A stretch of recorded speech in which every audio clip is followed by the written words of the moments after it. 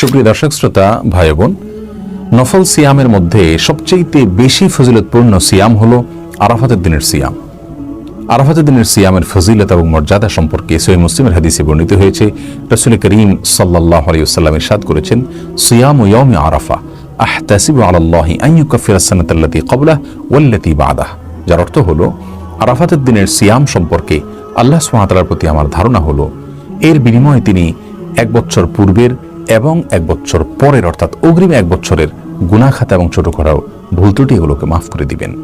অন্য কোনো সময়ের নফল সিয়াম সম্পর্কে এত বিশাল ফজিলত এবং মর্যাদার কথা আমরা জানি না যে 1 বছর পূর্বের এবং 1 বছর পর অর্থাৎ অগ্রিম 1 বছরের গুনাহ মাফ করা হবে।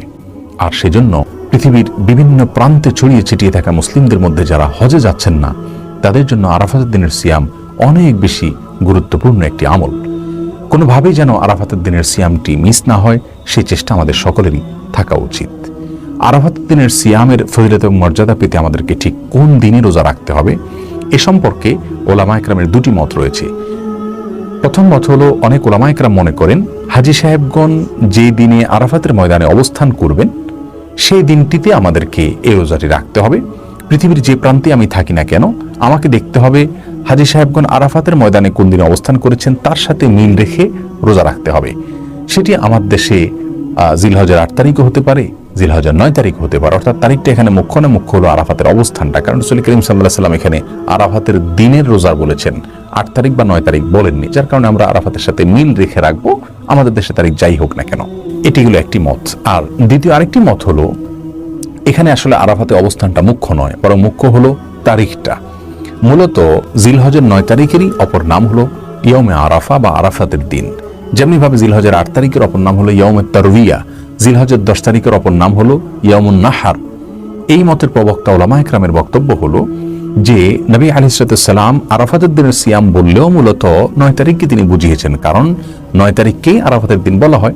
যার কারণে পৃথিবীর আমরা যে যে প্রান্তে অবস্থান করছি, আমাদের সেই স্থানে চাঁদ দেখার উপরে ভিত্তি করে যেই দিনটিতে জিলহজের 9 তারিখ হবে সেই দিনটিতে রোজা রাখলে আরাফাতের দিন হিসাবে সেটি বিবেচ্য হবে, গণ্য হবে ইনশাআল্লাহ বিইذনিল্লাহ। আমি এক সময়ে প্রথম মতের যে সমস্ত ওলামা একরাম রয়েছেন তাদের মতটিকে বেশি শক্তিশালী মনে করতাম, কিন্তু এখন আমার কাছে মনে হয় দ্বিতীয় মতটি অধিক শক্তিশালী এবং যুক্তিযুক্ত। তার কারণ আজ থেকে 100 বছর আগে যদি আমরা চলে যাই, আমরা দেখব যখন প্রযুক্তির এই উন্নতি ছিল না, তখন কিন্তু হাজী সাহেবগণ কোন দিনে আরাফাতে অবস্থান করছেন দূর দূরান্তের মানুষদের জানার কোনো উপায় ছিল না।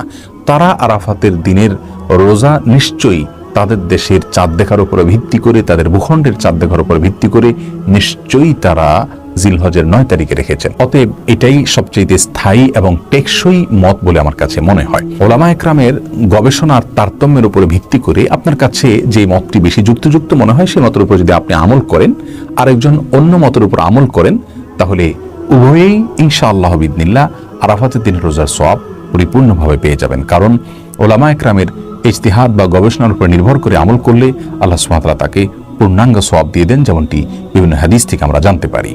অতএব এটা নিয়ে আমাদের কোনো ধোঁয়াশা থাকা উচিত নয়। আর যদি কেউ 2 দিনই রোজা রাখেন, জিলহজের 8, 9 2 দিনও রাখেন, তাহলে সেটাও ভালো, কোনো প্রকার সমস্যা নেই। তো মনে রাখতে হবে যে আরাফাতের রোজা 1টি 2টি নয়। আমি হয়তো জিলহজের 1 থেকে 9 তারিখ পর্যন্ত প্রতিদিনই নফল সিয়াম, যে কোনো নফল আমল করতে পারে, সেই দৃষ্টিকোণ থেকে 2 দিন নফল সিয়াম রাখলাম আমি, সেটি ভিন্ন বিষয়। কিন্তু আরাফাতের সিয়াম কিন্তু মূলত একটি সিয়াম। আল্লাহ সুবহানাহু ওয়া তাআলা আমাদের সকলকে আরাফাতের দিনের নফল সিয়ামের যে ফজিলত এবং মর্যাদা সেটা নিজের করে নেওয়ার তৌফিক দান করুন।